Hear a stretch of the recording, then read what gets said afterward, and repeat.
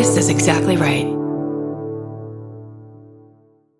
If audiobooks are your thing, or if you've been meaning to listen to more of them, you should check out a podcast called Earsay, the Audible and iHeart Audiobook Club, hosted by Cal Penn. Each episode spotlights standout audiobooks on Audible across all kinds of genres: sci-fi, comedy, romance, thrillers, and more, with Cal talking to guests who help break down what makes each story worth listening to. It's a fun, easy way to discover your next great audiobook. Check out Earsay on the iHeartRadio app, Apple Podcasts, or wherever you get your podcasts. Goodbye. The best time to think about home security is before you need it. That's exactly why there's Simply Safe. Traditional home security only alerts you after a break-in has already happened, and that's too late. Simply Safe is changing that. Simply Safe's U.S.-based live agents identify threats on your property and help deter them so intruders never get to your house. The system is customizable so you can build one that fits your home and your specific needs. The 24/7 professional monitoring is effective and affordable and won't lock you into a long-term contract. I think that's what's so scary for so many people is that long-term contract. And like, what if it turns out you don't like it or need it,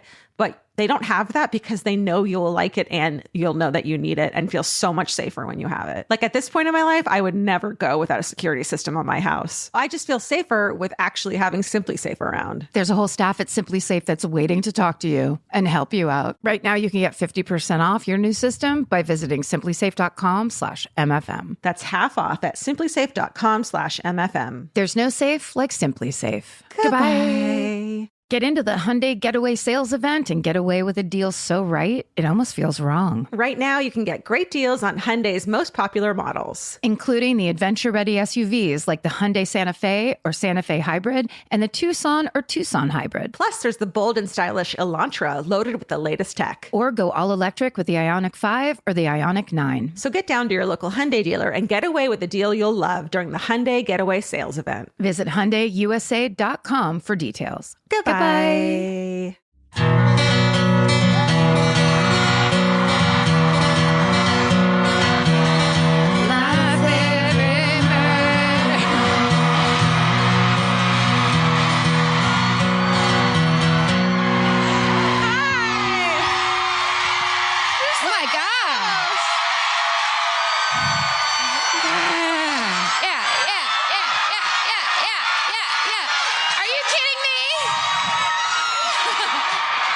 Do it. You have to do it. Oh my God. This is terrifying. There's an orchestra pit keeping you guys from us. They never let you guys this close. I know. We had on all our other tour stops. Hi, Boston.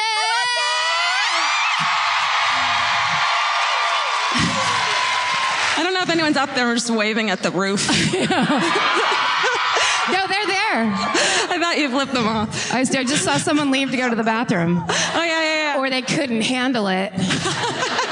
Nope. Thought this was Get Out. So they did. And they did. So they did. Hi. Hi, everybody. Thank you. Us too. This is a lot, and it's fucking right here. I know. I don't know why. It's not like we're ballerinas and we're so used to the orchestra, but it looks like, yeah, it's exciting. What were we going to talk? Well, first we do outfit show. Right. Ready? Right. Thank you. Thanks. Yep. Just take it around. Don't be afraid to take it around in a circle. I don't have pockets, but I had a tissue put in here because I have allergies earlier, and it looked great, and I lost it. Grandma? Yeah. My grandma used to always have 4 tissues up her sleeve, like the worst magician of all time. I need to do that. Ta-da! Not always. This is the dress that I wore, that I got in Chicago, that I wore in our very first live show. Right. I mean, you don't have to scream for that, but I went shopping yesterday and I picked out almost the exact same dress by the same person. The whole thing, it was just like the sleeves were this much shorter. And Jessica I was like, Simpson? I'm just fucking wearing that old dress. Yep, I'm wearing a Jessica Simpson tonight. Thank you.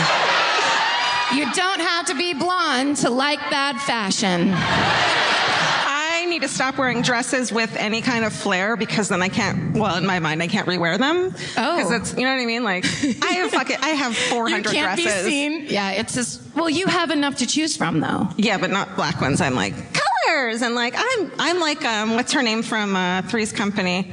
The neighbor. Chrissy. Oh, that slutty neighbor? Mrs. Roper. Oh, Mrs. She's slutty? Yeah, Mrs. Roper, the slutty slut neighbor. No, in the later seasons, there was a slutty neighbor who wanted to fuck Jack constantly. Oh, please. And it was this, it used to embarrass me as a child when he'd open the door and it'd be, what was her name? Janice? Lana? Lana. Is that correct, or are you just yelling slut names? Sorry to all the Lanas in here, but you kind of knew already. Jack would open the door and then she'd be like, hello, Jack. And I'd be like, dial it back. They like it when you don't like them. I didn't know that because of TV shows from the 80s where it's like, here I am, take it. I'm like, wow. Okay. Oh, Try that. I also brought like my only nice heels that I own that I wore one time almost a year ago at my wedding. That still had like glitter on the upside down of them on the heel. And then I took them out of the hotel and I was like, absolutely not. I'm not doing this. So I have flats on because what the fuck? I'm not a fucking. You're basically wearing those socks that you wear under slip-on shoes. Right? Yeah, and I'm sure they smell, and they're you like... could slip another pair of shoes on top of those shoes if you felt like Oh my God, it. you just kind of blew my mind, and now I'm like, oh, well, I could wear them, though, because no one would know the difference. Exactly So right. it's fine. It wasn't a slam. My life is better. Especially because coming from this area where, just a quick negative shout out to my sister Laura, who... After seeing us at the Oakland show, which was our first stop on this tour, shout out to Oakland, she texted and said, I thought the show was great, but you have to get rid of those tights you're wearing. So, What's wrong with your tights? Okay, this is what it is to have an older sister. So then I was like, I'm not fucking gonna, those are the tights I like, or whatever. And then, of course, that's the first thing I bought yesterday. I was like, do you have any very sheer? My sister needs to see me in a sheer tight. Control top would be great. Control top, whatever price. I'll pay whatever price. And so then that's what I did. Now I look like an orphan child that's been in the ash bin. That's not. This isn't the look I do. This isn't my jam at all. No. So once I saw how sheer the tights were, I was like, well, I'm not wearing heels now. Fuck everything. Yeah. I'm going to Clogtown. Yeah. Right? This tour is now called We Don't Give a Shit About Shoes. My favorite murder story. Is there enough time to get that on the shirts? Joe, please. Can we get Steven? Can you go ahead, Steven, and Steven,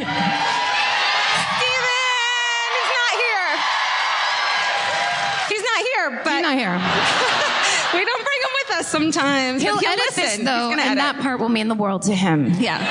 I texted him and I was like, we were like edits on this, and then I was like, hey, we talk a lot of shit to you, and I just want to make sure you know that we're joking and it's funny because you're the most amazing fucking person, but we'll dial it back if it's like hurting your feelings. He's like, no, I love it. Of course he was like, no, it's great. We had a really great bit going on the Lost episode, the Vancouver Lost episode, Yeah. which just didn't get recorded for some reason.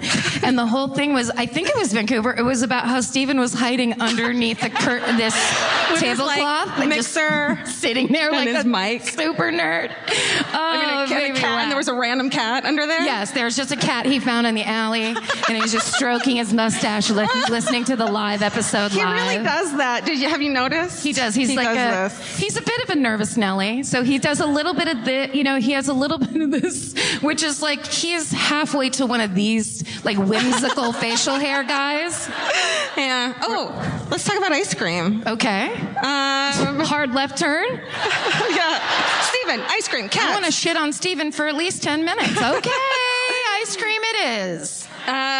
We got a gift backstage of ice cream. It says, hi, Karen and Georgia, love the show. So I made you a flavor at my company. It's called Elvis Want a Cookie, banana bacon, peanut butter cookie, butter. Sorry, Karen, there's sugar in it, sad face. Oh, that's okay. I'm eating sugar again. Yeah. Thanks, you guys. Stay sexy, Jacqueline. And it's called the Parlor Ice Cream. Have you guys been there? Jacqueline. It's fucking good. Just really quick. Banana, bacon, Oh, I said it too fast. peanut butter, cookie butter. That's what we ate backstage before we came out here. That's why we're really excited to be here. It's sugar. It's so good. It's so good. Yeah, it is. And it's named go after my there and fucking stuff cat, like that. man. Bring us presents if you want us to talk about you. I'm reading the Elizabeth Smart autobiography called My Story. Did you say biography? Nope. Autobiography. She's all, well, here's the thing. That's an in the room joke. Nobody at home's going to get that if they listen to this. The Black Nobody knows. Dahlia Why are writing they her laughing? autobiography. Thank you. I'm riding in my car, and why are they laughing? I feel left out. Now I'm angry at a podcast. I better take to social media and tell them exactly how I feel. Gosh, I Repeatedly. wish they understood. Sorry. No, I don't care.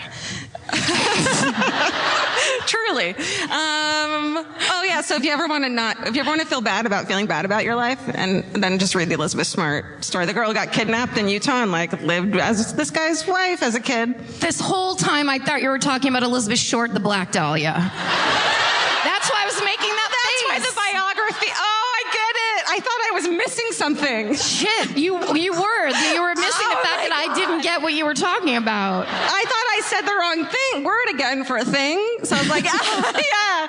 But That's right. That's called improv, my friend. You laugh at things you don't understand. Steven, edit that out. Steven, that never happened. Now do you think it's funny if it's the Black Dahlia writing her autobiography? I knew that was funnier than you were giving it. Yeah, and Okay, you look sorry. like her. I was totally in the wrong on that one. I'm so sorry. I'm so glad I clarified who she was. She got kidnapped, and she wrote her own story about it. And fuck, she is like, man, maybe it's because she's into God and stuff, but she's like so strong. And it makes me like, all Could be right, the key. I'll talk to this guy. If it's like gonna make me not sit on my couch and have anxiety all day about the vacuum. I don't know. Well, don't you think it's like she's got a little perspective? Exactly. Yes. Those things come hand in hand. A little bit. So I'm going to steal some of hers. Yes. And then I'm going to use it to my advantage just to make money. Is that what that's for? Okay. That's what books are for. Hi. Plane ride. Guys, We have a thing to tell we you. upgraded to first class on the way out here. I'm sorry, Mom. I know it's wrong. No, it's but not. I flew my dad, coach, and I flew first class. That's up. I tell you where to sit now, Dad. It's my money. I can do what I want with it. I got an extra leg room. The little, he's fine. He's fine. Marty. He's had a great time. He's not here. We, either. on the other hand, had smoked pear yogurt tasters right when we sat down. Oh my God, they give you food. They give you food, and it's so embarrassing because I so didn't know how to do it that I was like, I'll have the smoked pear yogurt taster. And they're like, yeah, everybody gets that. Great. I'm going to keep pretending that I know how this pod works. And then I got up to go to the bathroom and I made Karen a face, and then she goes, did you have the sandwich? And the sandwich thing, and I was, yeah. It was, I'm sorry, they did it right though, because it was a biscuit, like breakfast sandwich on a biscuit with it's scrambled eggs, some kind of chicken patty sausage, and then pimento cheese. What? No, Aunt Carol. Yes, I'm telling you. At first I was like, this is the worst Thanksgiving ever. And then I ate it and I was like, you're geniuses. Man, I it's love like those chefs. pub cheese. Yes. Oh, I would eat pub cheese for was the rest of my nutso. life. Yeah. Mm-hmm. Oh, yeah. Should we sit down? Sure. You want to talk? What else do you want to say? I feel like there was one other thing, but it doesn't matter. Oh, I remember when I went and brought you coffee. I went to Starbucks. I'm not her assistant. I went. That's important to note right now. I'm not Steven when we travel. I'm just a good person. And was like, Again, he won't mind. yeah. He's like, yeah, I get them caught. He brings Karen a Diet Coke every week we record. It's the cute. Without it even is- asking. I know. He steals it from his work. Don't tell them. Thanks, Loot Crate. Just kidding, Steven. You can edit that out. Edit that out, Steven. Yeah. Don't lose your job, Steven, because we're not paying you enough yet. We will. Don't worry, he'll get some kind of massive cut in the end. Yeah, we he's both gonna be- die, he'll inherit the house or whatever. I think we've said a lot of that on the podcast. Like, if you don't get anything or you get everything, I don't remember. Anyways, I think everything. So I'm a good person and I brought you coffee. Yes. And you open the door and I hand you the coffee and you're like, I have to finish my murder. And I was like, okay, bye. And I was like walking away and I was like, God, if someone in the fucking hallway heard that.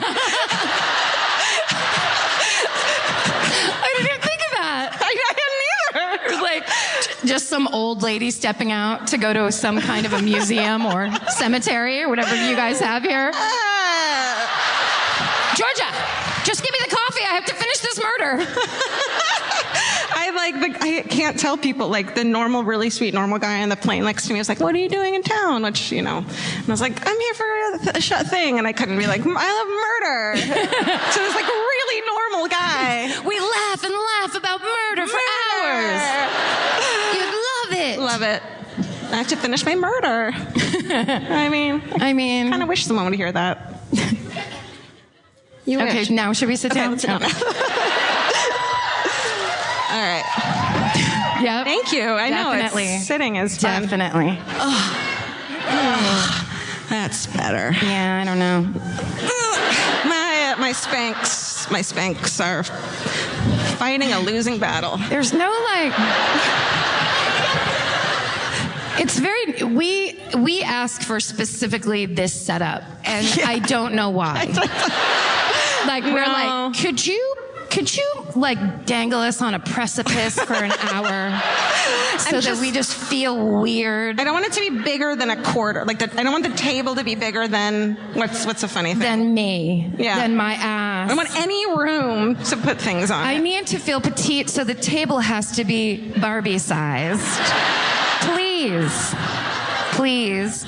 And then let's get those chairs. Like the first time we had these chairs and I was wearing high heels, I was like, I'm going to fall off this chair. Yeah. And now that we're 5 in, I've gotten okay used to it, but We gotta think of something. we gotta think. Well, this is our first time with graphics. What are they called? Yeah, check it out. No one's had this before. Yeah, we've never done that. Go ahead, look at it. I didn't look at it before. Take it in. That's my name right there. That's my name right there. Oh yeah, this is my favorite murder, by the way. Karen. That's you, Georgia. I'm That's you. Georgia. I'm the other one. Why did I reach up in a dress like this? Guys. I was walking down the street. And Tonight? Just tonight? Yeah, just tonight. Around the corner. I really was. And then I saw it saw the corner of my eye, like I recognized the thing, and I looked up and it was the front of the thing with the projector on it. Well, you Yeah, and me. I know. And it said sold out really big. And so I went in the street and took a photo of it. I got so excited. Thank you, by the way. Thank you for selling us out. Yeah. That's very nice. Thank you. Hasn't gotten old yet. Imagine if we were here on Theater Row and everybody, like the Blue Man Group, and everybody just pitied us. They were just like, did you hear they sold 15 tickets? Or just said not sold out. Yep. Super available. Right down in front. Buy one, get one free. The best time to think about home security is before you need it. That's exactly why there's Simply Safe. Traditional home security only alerts you after a break-in has already happened, and that's too late. Simply Safe is changing that. Simply Safe's US-based live agents identify threats on your property and help deter them so intruders never get to your house. The system is customizable so you can build one that fits your home and your specific needs. The 24/7 professional monitoring is effective and affordable and won't lock you into a long-term contract. I think that's what's so scary for so many people is that long-term contract. And like, what if it turns out you don't like it or need it, but they don't have that because they know you'll like it and you'll know that you need it and feel so much safer when you have it. Like at this point in my life, I would never go without a security system on my house. I just feel safer with actually having Simply Safe around. There's a whole staff at Simply Safe that's waiting to talk to you and help you out. Right now, you can get 50% off your new system by visiting simplysafe.com/MFM. That's half off at simplysafe.com/MFM. There's no safe like Simply Safe.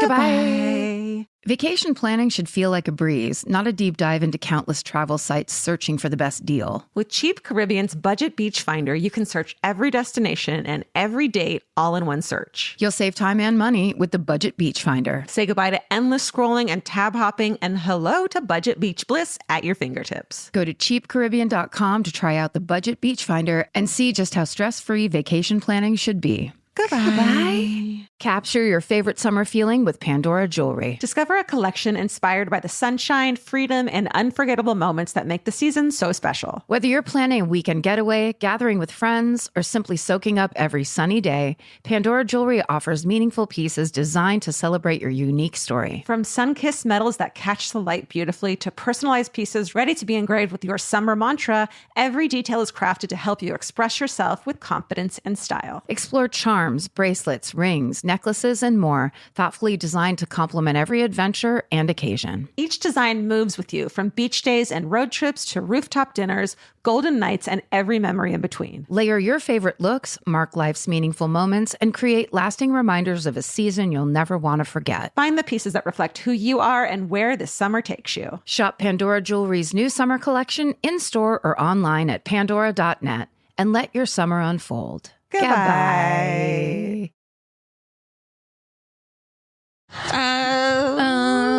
So this is the point. Normally, where we ask who goes first? Right. Normally. Right. That's right. Well, I'm going first anyways because of this, because graphics have to be, because Steven needed to know. Also, some people might be off count. This is the dumbest thing in the world. Our irresponsibility has become like a fun game for people. Yeah. Or like our like total lack of really almost interest in our own project.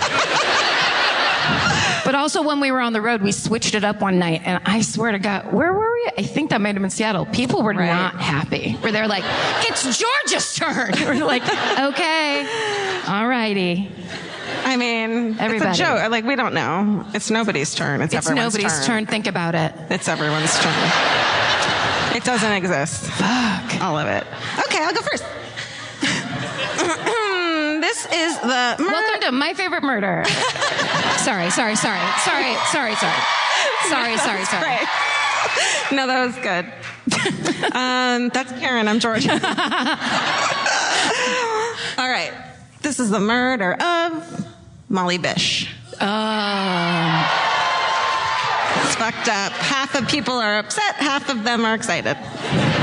No one's excited. I just like, it's the same feeling I have where I go, I fucking seen this one 4 times. Tell me about it. Oh, I bet I know. I remember this part. Yes. All right. Well, I did some digging and I came up with some, I compiled some suspects. You solved the case? I solved the case. Okay. Summer of 2000. Molly Bish is working as a lifeguard at Commons Pond in Warren. Who's from there? Nobody. Is Warren shitty? Everyone's like, ooh. Yeah. Well, that's what No. she... Okay.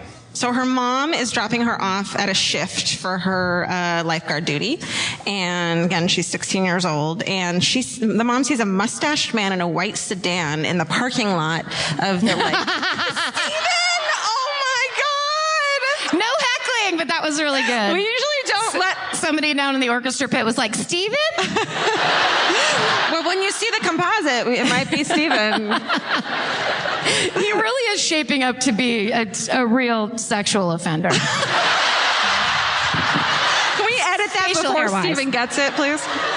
The loveliest person in the world, but facial hair-wise, very suspicious. What a baby. He can never sit in a sedan ever again. Like, You know how he loves sitting in sedans, he too. loves to go park in a parking lot. Yeah. Can't do it. Says it relaxes him. Okay. All right. The mom sees a mustachioed man in a white sedan in the parking lot of the beach area where Molly's post was located.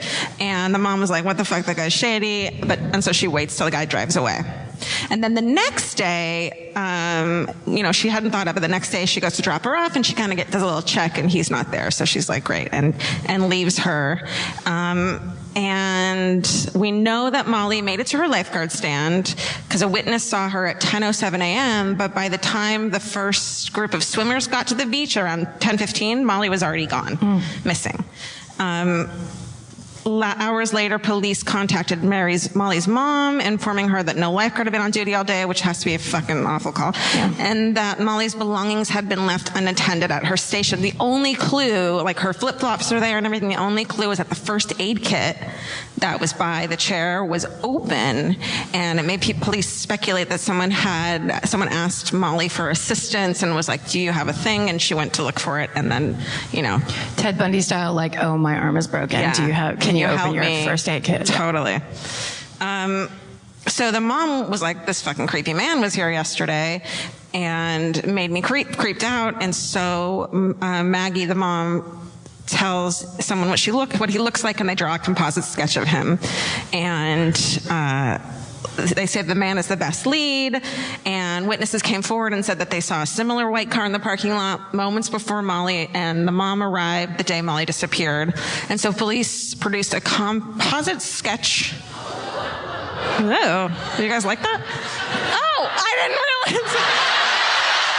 What? I'm new with this. Fuck.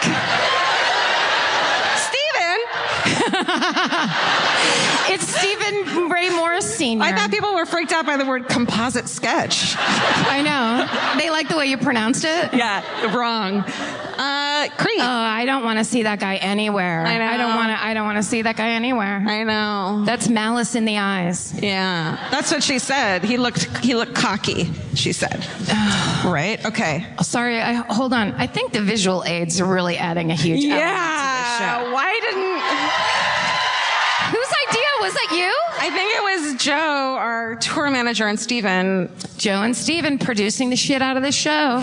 We're like, all we need is a tiny table and some uncomfortable chairs, and we're fine. And they're like, well, maybe people want to see things. We just need you to whittle down a normal-sized table and then get us really high cocktail chairs. I'll take care of the bad nylons. Whatever else you feel like doing, you can go ahead and do it. Great. Okay, then began what became the largest and most expensive search for a missing person ever undertaken in Massachusetts, but no clues were ever found. Until late fall of 2002, a hunter is in the woods and he sees a blue bathing suit on Whiskey Hill in Palmer. Anyone? No. Cool. No, you can't cheer if you just recognize it. That's not... They're like, yeah, someone probably lives there. I've seen Palmer. Yeah, Emerson Lake, and I love that band. The guy... You rolled your eyes at your own reference just now. I do that. Come Jesus, on. that just came out of my mouth. That girl is something else. So the dude doesn't think anything of it, but he mentions it to his friend, and the friend is like, I'm like really smart, and I make the connection. He does it. His name is Tim McGew. Nope. His name is Tim, and he makes the connection. We call him Tim Mickey. Tim Mickey. Mickey G. Tim McG. The old sharp-eye Mick Timmy. Yeah. That's what we call him. The old time. brainy brain investigator. He contacts police. Whatever his name is, he contacts police. Then on June 9th, 2003, day after my birthday, who gives a shit? Put it in your calendar. Yeah. So it's 2 years after disappearing. Molly's body is found 5 miles from her family home. Yeah. So he had seen the blue bathing suit, and then fuck. There are 3 main suspects that I could find, and I'm going to list them in maybe they did it to yeah, they totally did it order. Yeah. Alleged. So in 2007, a man named Robert Burno, who's 54, is charged with an... Oh my God, you guys, I keep forgetting this. I thought it was like, that guy ran for Senate and he was a Trump guy. I just thought I said it wrong again. That's what happened. That happened to us in Seattle. I fucking mentioned the detective that was investigating the Green River killer that Ted Bundy helped. I say the guy's name. The audience goes fucking berserk booing us. And I was like, well, that was a fun run. I guess we're not doing this anymore. He was some lunatic Republican, whatever. God. Yeah. There he is. I like that we're standing up like Victorian gentlemen for every fucking criminal that comes up. So Robert Burno, he's 54. He looks like the sketch, kind of, right? He's got those eyes. Jesus Christ. And a mustache. And this is when he's older, too, so it could be very different. So he had been charged with he's charged with annoying and accosting a person of the opposite sex. She's like, dude. And assault with a dangerous weapon, a car. So. Was he like just pulling up and tapping her with the bumper over and over? Hey, what's going on? Actually, yeah. Oh, what?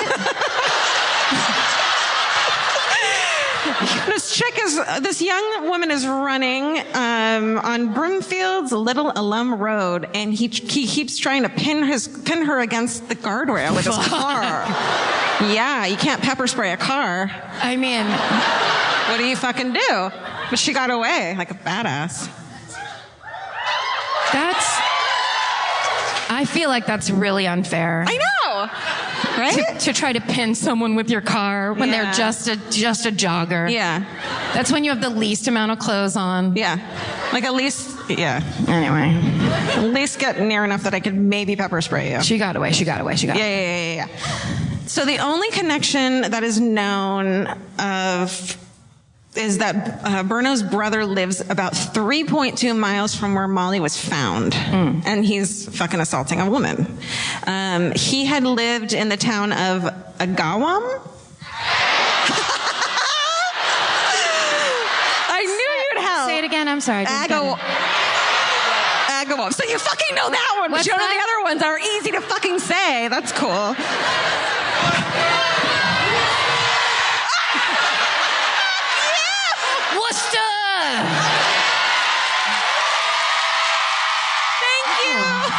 Thank you. I'm truly embarrassed about that one. Please. I mean, there's so many things to choose from. Why pick that? Please. I am from Southern California so hard. There's just no way. I find that what helps with the Boston accent is if you put your shoulders up and squint your eyes like, Worcester. Yeah. I don't know why. Can I say, too, that like two of the nicest people on the street helped me with something that in LA they would have yelled at me for. Yeah. I like dropped something and like two people were like, hey, like ran me down and and I was being a fucking idiot and like looking at my phone like a dick. Like it was totally me being anyways, they were really nice. So thanks, Boston. That was just a sidebar anecdote about something that happened. I just want to say how nice everyone is, even though they scream names at me. I thought you were going to be like how they came up to you with their accents or something. Oh, they had like the best accents too. So do it.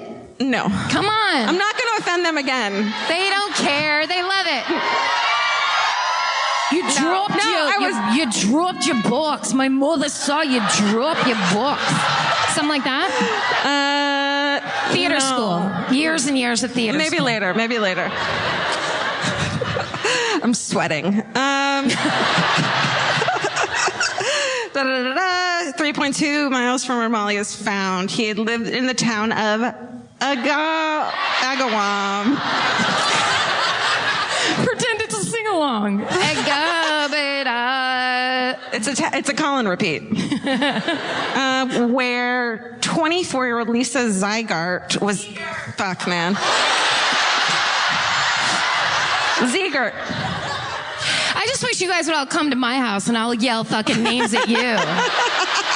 It's Kilgariff with an A, flat A. Stark. Fuck.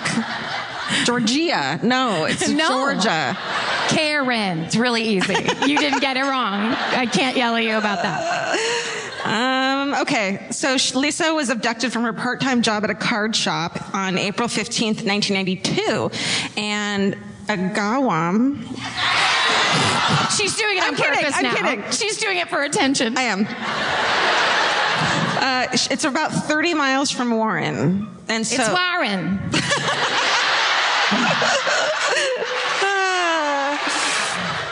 Sorry. Lisa's, Now let's let her tell the story. I wish she wouldn't. Lisa's body was discovered in a wooded area 4 days after she was abducted, and she'd been stabbed to death. Poor baby. I know. We were just having so much fun. So can we bring it back fucking down? Let's bring it all the way down. Little Alum Road, where Burno attempted to accost the jogger, is about 5 miles from Commons Pond, where Molly was abducted. Yeah. And also, You're getting one of those things like if it was a procedural, there would be like a pin with a piece of thread. No, And then yeah. someone making a circle with it. yeah. Whatever No, if I those are were a called. professional, there'd be a fucking map right here. I mean, could you imagine a map with circles on it? Red and green, whatnot. I was gonna. I really thought about it. Are you serious? Yeah. Like designing some kind of a map circle? Yeah, but, you know, You had to curl that hair. this hair doesn't curl itself. Girl stuff. And then, and also his mugshot resembles the person the mother saw. And she said that the similarities between them are frightening. Quote. All right. Suspect number 2. In November 2011, Gerald Bassitoni. Gerald? Gerald! I was so proud of myself for getting Sorry. that. I'm sorry. No, you're right. What is wrong with me? Well, you're all freaked out now. I am. I'm so sweaty.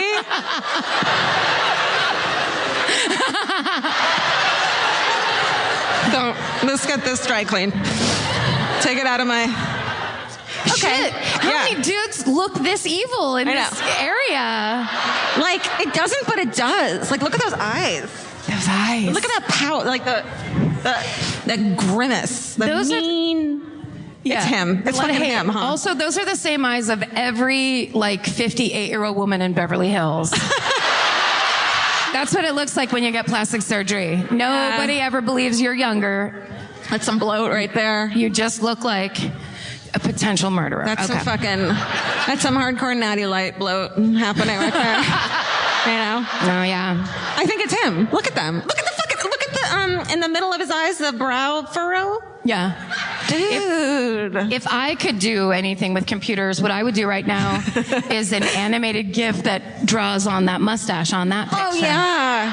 Kind of real sketch. I love when they take the two, the real picture and the sketch, and then go boop, and you're like, oh my God, but it's not him even. It's just, you can be convinced of anything. Yeah. You're just like, the picture's blended and it makes him guilty. Gerald. His name's Gerald. It's Gerald, yeah. He was a confidential informant for the Eastern Hampton County Narcotic Task Force, which he's a narc. Like, that doesn't mean he's like a good guy. Like, he was like a fucking, got arrested and was like, I'll tell you everything. He's a fucking rat. He was a stool pigeon. Is that it? Now I'm doing New York. It doesn't, I've lost my, We'll be there tomorrow. ear. We'll be there tomorrow. Where did I go? Okay. So he's a jerk, and he's named as a suspect by a private detective, and he's served a prison sentence for repeatedly raping a teenage girl in the 1990s. I know. Who I think it was his girlfriend's best friend's daughter. He's a fucking creep piece of shit. Okay. So he had a criminal record dating back to 1980, and he had been in the area where Molly Bish's body was found and resembles the sketch. And then... Who doesn't? I mean, let's get my photo up there. Steve, he attempted suicide in prison by slitting his own throat after newspaper articles identified him as a potential suspect. Wait. I know, guilty as fuck. But he's already in jail? In jail for something unrelated.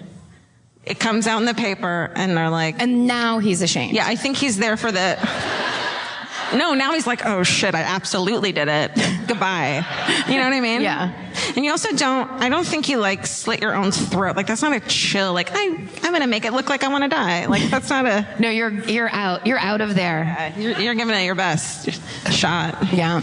So, but unrelated to the suicide, he died in November 2014. So you're saying he did it? Well, that's number 2. That's number 2. Sorry. And then finally, don't make me decide yet. Okay. It's really exciting. This is like the worst dating game ever. Do you want the weasel-eyed bachelor number 1? Now you can take the sketch guy. You can take the guy who's sketched out, but then he'll kill you. All right. So in 2009, last suspect, a woman named Crystal Morrison, who's 50. She's a former Warren local who's now living in Florida. She makes a series of really weird calls to her sister Bonnie, and in the calls, Crystal is whispering and would bring up the topic of murder and repeatedly ask the name of Bonnie's bird, which was Molly, like in a really weird, like, oh, what's your bird's name? Oh. Like to make her keep saying it. Trying to give her some kind of signal. Yeah. And Crystal's found dead. And Bonnie, the sister who was on the phone, was like, tells Massachusetts authorities about her sister's boyfriend who ends up getting convicted for the murder of Crystal. Bonnie tells him that Rodney, where did I put his name? Rodney, this guy had lived in Southbridge, Massachusetts, a few miles. Fuck, I keep getting freaked out. No, like, it's that guy. Someone's like, I live in Southbridge changed my mind. too. It's gotta be this guy. That's that guy. I don't know. I think the other, yeah. It's this guy. I wish we could see his photo. Like, this is 2009, I think. I wish we could see him I wish he would put a bunch of walnuts in his cheeks so he would match that guy. Then we'd know. That's how we'd know. Let's give him a facelift in jail. That's all. You guys will all band together, start a Kickstarter. I'm sorry, but this is our new show where we just are like, God. Look at pictures. Yeah. Where people gasp at us, we freak out, and then we all turn and look at the photos. We forget over and over like lunatics. Over and over. All right. So this psychopath, he lived in the area a few miles from the town of Warren, where Molly disappeared, for more than 20 years and moved to Florida a year after Molly was murdered. Red flag. Yeah. He was known to have access to a white car, similar to the one seen the day before Molly's disappearance, and was known to fish in Commons Pond and hunt in the woods where Molly's body had been found. Knew the area. Knew the fucking area. Yeah. Multiple areas. And it wasn't until 2013 a further connection between them, between Molly and Rodney, appeared. Weeks before her disappearance, in Southbridge, Molly, who lives in Warren, she actually took the classes for the certification for her lifeguard certificate. Oh, his name is Rodney Stranger, by the way. Like Stranger, like making a murderer. Just Stranger. an L away. What? Oh. What was your thing? Nothing. Sorry. So she's taking her certification for lifeguarding, and it's in Southbridge where he lives. And so his house is just 0.3 of a mile from the place where she takes her classes, which I think is the YMCA. So like he probably goes and hangs out there too. And then it's speculated that the two maybe met. There's a local coffee shop where everyone hangs out, and she's really friendly and outgoing, her parents said. And so if he was like chatting her up and they were talking, and he's like, so what are you doing in town? And she's like, oh, I'm going to be a lifeguard. When are you going to go? Where are you? Oh, I go to Commons Pond. I fish there. You know what I mean? Maybe I'll come visit, you know? And then he comes up to her lifeguard stand. He's like, hey, remember me? I need a Band-Aid. And she's like, okay, because she fucking trusts him. Oh, it's my good friend from the cafe with the huge mustache and the worst eyes I've ever seen. I better help him. Yeah. Man. Ugh. Yep. So she maybe told him that. Then in September of last year, so just September 2016, enhanced DNA testing, quote, became available in September for the DNA that they had. So detectives wanted to test it. 24 pieces of evidence collected during the investigation, additional evidence that had never been tested. It hasn't been tested yet, and the sister said she had not been told which items will be tested, but it came from the pond where Molly was last seen. So here's Molly Bish, a photo of her. I know. I had that flannel, I think. I know all those pictures of her. You just know that girl. I know. It's just that, like, you went to high school with Look that girl. at her choker. She has a necklace, like a hemp necklace. Wait, is this 1997? 2000. Shit. It's like the same thing when you're in Massachusetts, right? No, you have to deal with it. We have microphones. As that's She coming slammed out you. of my fucking mouth. That's my new laugh. I got you. Karen, it's so charming. Isn't it neat? Yeah, so hopefully they'll test that DNA and we'll get an update on this case, and then Rodney Stringer, who's clearly the fucking killer, will be... Should we make a friendly wager on it? I bet you $2,000 it's not. No, I'm just kidding. I was like, that's a lot of first-class flights. It's one. That's one. That's one way. Let's all go to the jail cell where he's in right now. Fucking beat it out of him. What? We're not allowed to say inflammatory shit like that? No. Oh, because then they're like, she incited people to... Oh. There's 3,000 people Steven! No, there's not. Steven, don't let me get arrested. Edit out any arrest or problem that I cause. In the rest of my life. Yeah, Please. I saw that one. Her mom is on one special that's heartbreaking. Because her mom, you know, worked so hard to find her and was so active, and it's very sad. There's also one of the, it's like the worst funny thing of all time. Do you guys know what I'm talking about? Fun. It's a local news report. And they are talking about this case, but when they go to put up that guy's picture, Stringer, it's a picture of a hamster instead. What? I was not expecting that. It is so funny, terrible, like, because the reporter, it's very sad and serious. Oh. It's well into the case. Who did that? It's some fuck up in, like, the graphics department was like, then we do the hamster story. And it's like, no.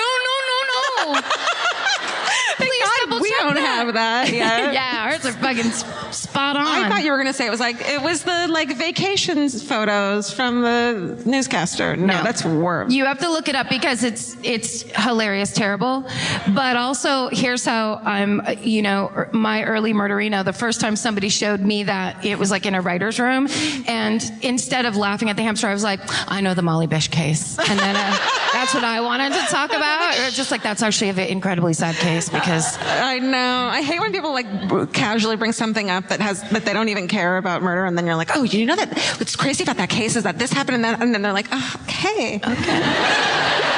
Like, don't start it if you don't want to hear it. Vince was trying to help me find like a murder for New York, and then I was like, oh, that case is cool because, and then he was just like, I'm just giving you names. It's like, please stop telling me about bodies being found in fucking drums.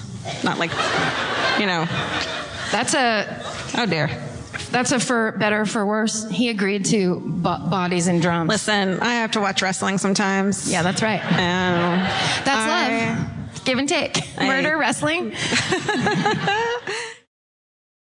The best time to think about home security is before you need it. That's exactly why there's Simply Safe. Traditional home security only alerts you after a break-in has already happened, and that's too late. Simply Safe is changing that. Simply Safe's US-based live agents identify threats on your property and help deter them so intruders never get to your house. The system is customizable so you can build one that fits your home and your specific needs. The 24/7 professional monitoring is effective and affordable and won't lock you into a long-term contract. I think that's what's so scary for so many people is that long-term contract. And like, what if it turns out you don't like it or need it, but they don't have that because they know you'll like it and you'll know that you need it and feel so much safer when you have it. Like at this point in my life, I would never go without a security system on my house. I just feel safer with actually having Simply Safe around. There's a whole staff at Simply Safe that's waiting to talk to you and help you out. Right now, you can get 50% off your new system by visiting simplysafe.com/MFM. That's half off at simplysafe.com/MFM. There's no safe like Simply Safe.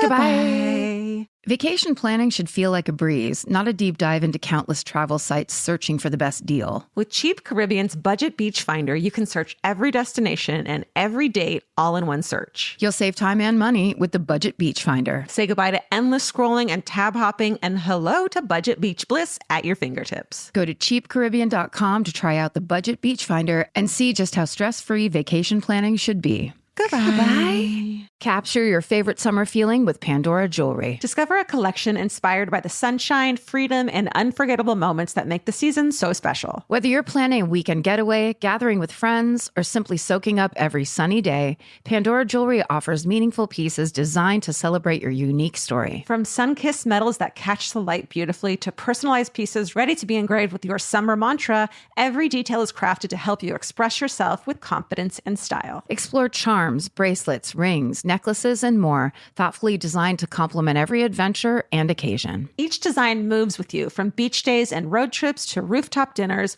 golden nights, and every memory in between. Layer your favorite looks, mark life's meaningful moments, and create lasting reminders of a season you'll never want to forget. Find the pieces that reflect who you are and where this summer takes you. Shop Pandora Jewelry's new summer collection in-store or online at pandora.net and let your summer unfold. Goodbye. All right, you ready for this one? Yeah. Yeah. Do you guys... I got all of this off of a blog called I Did It for Jody. Have you read that? I'd never seen it before. And it's the person that told this story really well. So most of this is fucking straight up plagiarism. But it's a really good true crime blog. Yeah. You should have with a lot of other stuff on it. Yeah. So shout out and full apologies. Don't sue me. I changed every fourth word. Okay. This is the case, Boston's notorious case of the Giggler. Do you know the Giggler? Giggler. In California, we call him the Giggler. All right. Nobody. They made that up for people who so they could tell they're not from around here. That's right. It's a test. Yeah. We're like, there's actually no Giggler.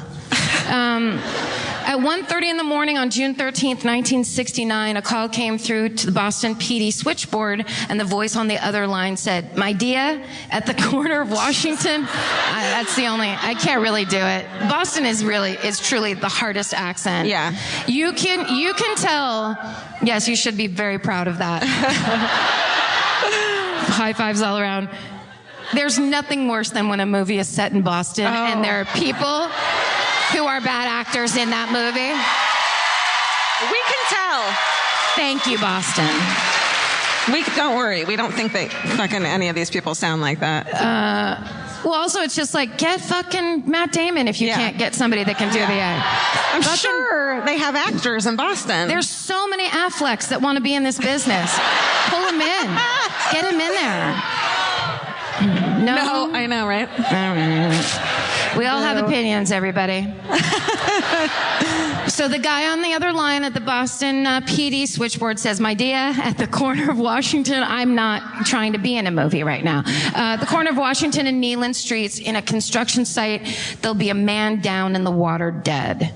Then he identified himself as the Giggler, cackled like a maniac, and hung up. Oh, can you imagine having to go home that night after taking that call? And be like, "I talked to the biggest nerd in Boston tonight." You're not gonna fucking name yourself. He must have loved Batman or something. And be like, "I want to kill people, but I'm also super nerdy." You just heard from the Giggler. It's so hard to fake laugh anyway. It's hard to giggle. Yeah. Then you're a man.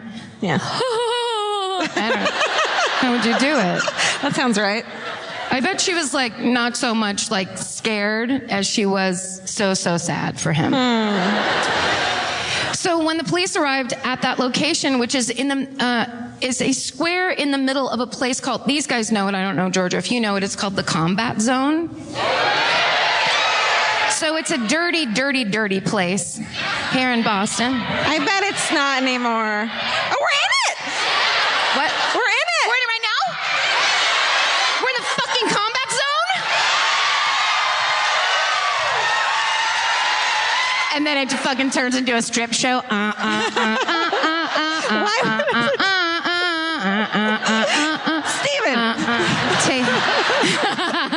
Steven crawls out in a gold lame bikini bottom. Go, go. No touching, no touching. I don't know why we're stripping all of a sudden. Fuck, we're in the combat zone, dude. Oh. Got it. All right. That changes my whole experience. So somewhere nearby here, they find a dead man who is submerged with his skull crushed in a water-filled ditch. So this man, his name was Joe Breen, and according to his friends, he had spent his last night on Earth drinking at a bar called The Novelty. I doubt. This place You're is... in it! Let's all go there after the show. I would, because what he did on this last night on Earth was drink beer and play shuffleboard. Whoa. That's all I need. I'm sorry, that's a pretty fucking good way to go out. Natty lights and shuffleboard. Yeah. It would have been nicer if he just dropped dead at the shuffleboard area. Or not at all. Or maybe not at all and lived a full life, everybody. Or whatever. All right. Fuck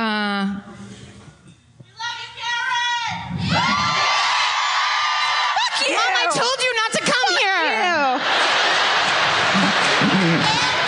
Thank you. That's what tore us apart. That's insanely rude. Look, we're in the combat zone, baby. It's rough. Welcome. It's rough in here. It's one-sided compliments and shit.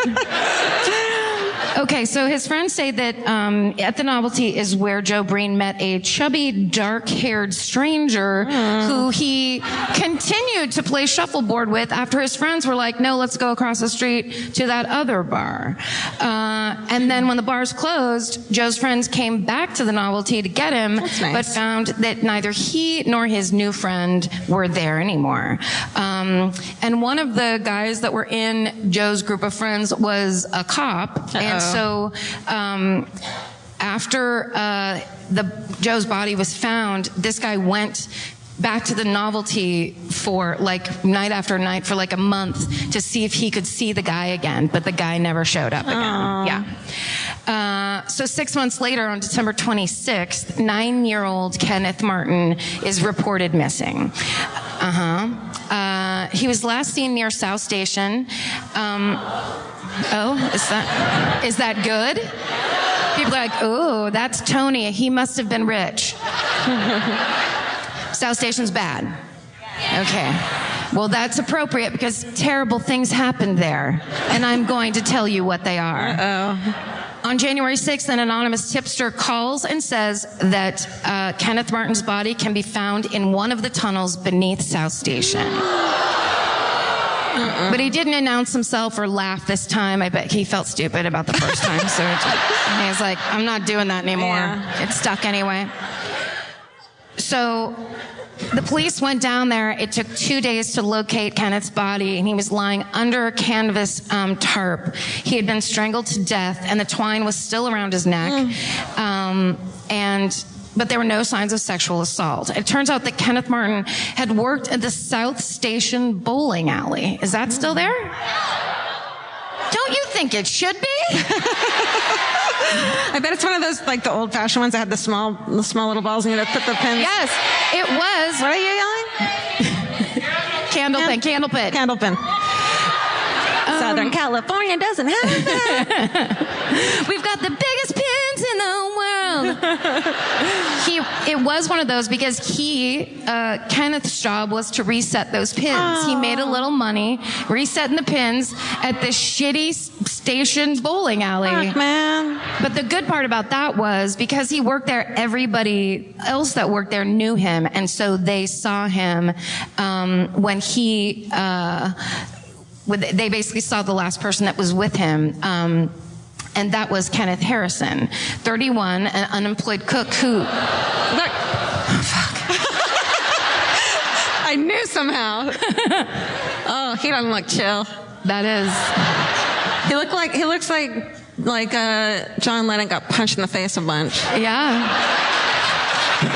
Yeah, he's the Beatle where they were like, we're probably not going to do this that much anymore. Yeah. So I don't think we need keyboards. But we want your brother George. He can stay. He's great. Yeah, so this guy basically sleeps in unoccupied offices and spaces in South Station, which I hear is great. It's an up and coming area now. Those offices go for $3,500 a month. They call them lofts. They're now. lofts now. That's my place. I can't believe he hand wrote this. I know. This is such a bad idea. This looks like fucking quills. It's like I'm a lunatic inside of an asylum. And then the man took the child. Jesus Christ, what is my life? Okay. It's first class. I wrote, that's why I was so lost, because I just randomly wrote, good eye, bowling alley, dude. Don't, stop it, Karen. Okay. I said he'd been at the bowling alley long enough to know that if you see a 31-year-old cook and a 9-year-old boy palling around together and you're not at a Magic the Gathering, then why don't you go ahead and call the police? And that's what they did. Ooh. Whatever it takes. I know they're like, down. There's no way she's attacking Magic the Gathering. She threw down. She doesn't give a fuck. She's more of a World of Warcraft kind of girl. I don't know if those are even close to each other. Turns out when the cops went to talk to Kenneth Harrison, he had, the day before, jumped on a train to Providence, Rhode Island. Hi. Is that a fun train trip?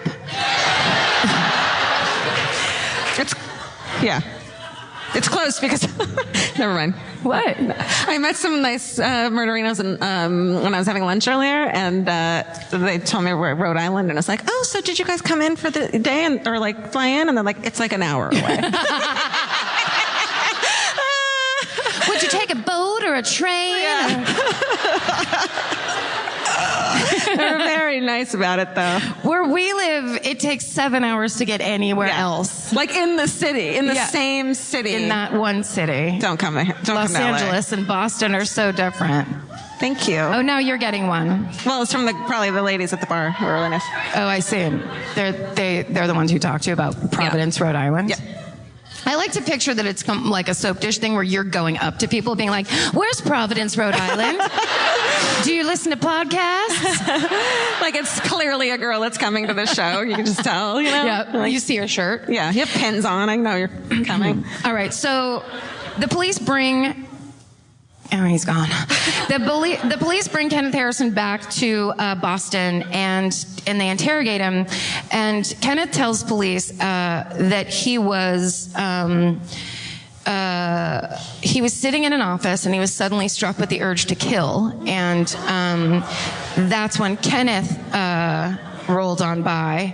And he has no memory of it because he was blackout drunk. He claims that he woke up down in the tunnels next to the dead body. He covered it with the canvas and left because he said he called it in and then he left because he felt bad. And then the cops were like, oh, really? Is that your story? And then Kenneth Harrison said, well, as long as I'm here, I might as well tell you about a few more. Whoa. Because I'm the giggler. So, 2.5 years earlier, while he was, this is fucked up. We've been having a nice time so far. It's about to get really not that great. While he was working as a cab driver, he saw 6-year-old Lucy Palmerin. She's going to come up in a second. Well, I mean, yeah. So he sees her walking. This is that thing too. She's 6 years old walking to the store to get candy. 6 years old. Because it's the 60s. She's this big. Because it's the 90s even. Get out of here. I don't want to see you till the sun goes down, Lucy. Go play. Fucking go walk around the south side of Boston. Yeah. World of Warcraft isn't invented yet. Go play. Just go. So he is in his cab. He offers her a ride, and she gets in. He's friendly enough. She gets in willingly. They drive around the neighborhood for a bit, and then he parks the cab on a bridge overlooking Fort Point Channel. Oh, God. Which is the site of the Boston Tea Party, Georgia. You'll be tested later on that. What's that? I just didn't even know to begin with. Hey. Everyone's so pissed. I know what it is. It's hard. It's hard to be vulnerable. So they get out of the cab, and he encourages her to get on his back because he's going to give her a piggyback ride. No. And then he tells the police he was again struck with that urge to kill. And so instead of putting her like up on his shoulders, which is not a piggyback ride, but it's how the thing was written, so I just have to copy and paste as I see it. He, instead of lifting her to put her on his shoulders, he just throws her off the bridge. Oh, fuck. Yeah. Get out. So 5 weeks later, Lucy's body is found on May 24th. But since there was no one witness, it was the middle of the day, nobody witnessed it happening. Her death was ruled accidental. And then on November 26, 1968, while walking across that same bridge, he spots 75-year-old Clover Parker, an old lady who had been slipping on the ice and had a cane. Clover. And he walked over to help her. No. And was again struck with the urge to kill. And so he punched her in the face a couple of times. No. And then threw her off the bridge again in broad daylight. What is the situation with this bridge? Is there a bunch of trees nearby? Why am I asking it? Do you think anyone's on their first date right now? And one person was like, "What do you want to do?" And she's like, "I want to go to this thing. You want to come?" And he's I like, really want you to like the "Try thing it." I like. Yeah. And they're like, "This date's over." Yeah. The one person's all, after this, we're going to go back and we're going to have some drinks. And the other person's like already texting their friend, like, you have to fucking come get me at the Wilbur right now. Why did you set me up with her? What the fuck? What? Who is this? Yeah. That's fine. The bruising on her face, the beating was mistaken for post-mortem injuries. And so again, it was ruled an accidental death. No. Then 7 months later is when he met up with Joe Breen and beat him to death with a rock. He had hit him in the head with a rock. In his confession, he wasn't done because then he rolled it all the way back to January 28th, 1966, which was the date of the Paramount Hotel fire. That was a well-known hobo hotel here in the combat zone. We don't say hobo anymore. You can't say it? No. Hobo's bad? Hobo's bad. Is it a not. train worker? No. Train track.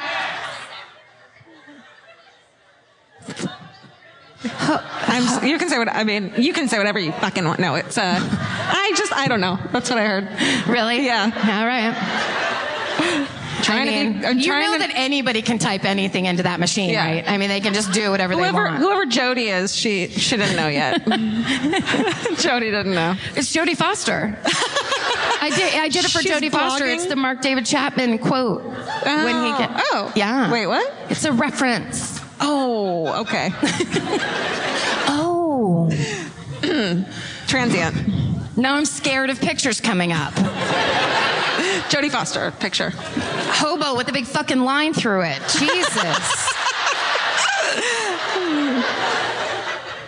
A transient hotel for people who did not have homes or money or people that loved him. So it was very much sadder than it normally had to be. If you're just picturing a hobo with a little stick on his shoulder and fucking patches on his knees. I guess, yeah. We cope in all these different ways. You can't tell people to cope differently. If it's pre-1990s, you can call him hobo. I just decided. This is 66. Yeah, so you're good. The height of hobo action. All right, we'll stop. So he basically, 50 people were injured, 11 people died in this fire, and it was decided that it was because of a gas leak until Kenneth Harrison explained that he set that hotel on fire because he wanted to watch it burn. What? So he was tried for Kenneth Martin's murder first, and he was sentenced to life in prison without the possibility of parole. And then just to get it all taken care of altogether, his lawyers struck a deal so that in exchange for him pleading guilty to second-degree murder in each of the other cases, he was given 3 life sentences with the possibility of parole to run concurrently with the one where there was no fucking way he was getting out. So it's all just kind of like, do you want this, Kenneth? Yeah. Okay. Can you imagine, like, that's his best bet? Yeah. Like, they're not fucking around. Yeah. He's like, could I also have stickers? Nope, sorry. Stickers are only for the good boys. All right, so then he was sentenced to hard labor at Walpole State Prison. Ooh. You guys summer there? There's just a row of dudes in like orange jumpsuits chained together. They're just like, fuck yeah, that's what I came here for. Finally. My favorite murder, the prison tour. Yeah. Dude. I'm telling you. She's a fucking idea machine. You wouldn't believe the shit that comes out of her mouth. We wouldn't be able to call them dick licks and stuff, though. No, I know. They'd get mad. 1% of the time I say shit correctly, and then it's golden. The rest is Worcester. I bet you. I bet the prisoners wouldn't care if you said Worcester. Yeah, they would. They would. They would the most. And they'd try to strangle us because of it. So, and instead of going to Walpole, they send him to Bridgewater State Hospital for the criminally insane. Now, I have to tell you, in our next show, we're doing different murders tonight. Yeah. And I know, right? And I don't know what the problem is with that. It's just, we're changing its variety. But they're not as good. Don't worry. Bridgewater State Hospital plays into so many crimes here. They send everybody there. Yeah. Terrible. It's terrible. Get the fuck in there. Yeah, get in there. Well, you can. There's a really upsetting documentary called The Tittycut Follies, and it's hard to find. They pulled it because it was infringement of people's privacy, but this guy went in and made a documentary about life inside this state prison. Oh, is that why Geraldo Rivera went to that? No, that was the one that was in Staten Island. Right, okay. Yeah. But similar, I bet you that probably gave Geraldo the idea, because it was this thing where they went in of like, oh, this is, every year they do a talent show at, it's Bridgewater, right? At Bridgewater State Prison, they do a talent show. And so they were like, we're going to go film that. But of course, what they were really filming is this fucking, the way people are treated and how awful it was and dehumanizing and everything. So just thought I'd throw that movie recommendation out for you. If you have a fun weekend planned, throw that one in there just to see man's inhumanity to man. So Kenneth Harrison stayed at Bridgewater for 20 years, and then in April of 1989, they told him that he was scheduled to finally be transferred. They gave him a nice 20-year holding period, and then they said, you're going to get transferred to the state prison. So he OD'd on his antidepressants.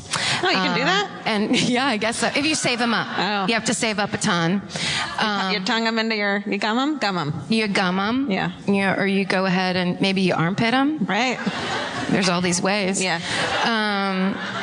And then the person who wrote I Did It for Jody made a very hilarious joke about the great irony of the giggler dying of antidepressant overdose. Oh my God, that is amazing. And I had to tell you that it's a very strong person, a very strong stand-up comedian that doesn't just rip that joke off and say it as her own. I wanted to really bad, but I can't. Karen, we're proud of you. Yeah, applaud me.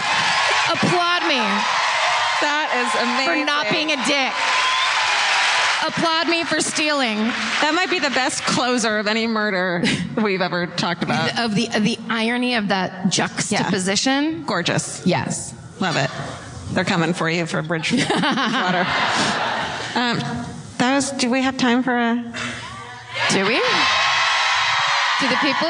One guy's like, no, this date I don't have my sucks. glasses on. Do we have? Can you look over there and see if they're I mean, telling we us can yes do or whatever no? the fuck we. Oh, they're saying no. They're saying. No,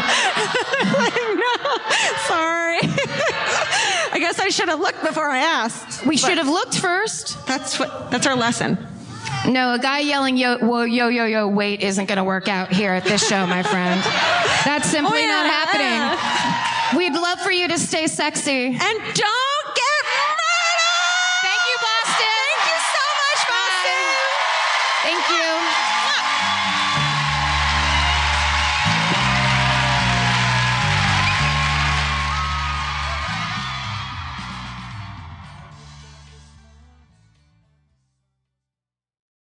If audiobooks are your thing, or if you've been meaning to listen to more of them, you should check out a podcast called Say, the Audible and iHeart Audiobook Club, hosted by Cal Penn. Each episode spotlights standout audiobooks on Audible across all kinds of genres: sci-fi, comedy, romance, thrillers, and more, with Cal talking to guests who help break down what makes each story worth listening to. It's a fun, easy way to discover your next great audiobook. Check out Say on the iHeartRadio app, Apple Podcasts, or wherever you get your podcasts. Goodbye. The best time to think about home security is before you need it. That's exactly why there's Simply Safe. Traditional home security only alerts you after a break-in has already happened, and that's too late. Simply Safe is changing that. Simply Safe's US-based live agents identify threats on your property and help deter them so intruders never get to your house. The system is customizable so you can build one that fits your home and your specific needs. The 24/7 professional monitoring is effective and affordable and won't lock you into a long-term contract. I think that's what's so scary for so many people is that long-term contract. And like, whatever turns out you don't like it or need it,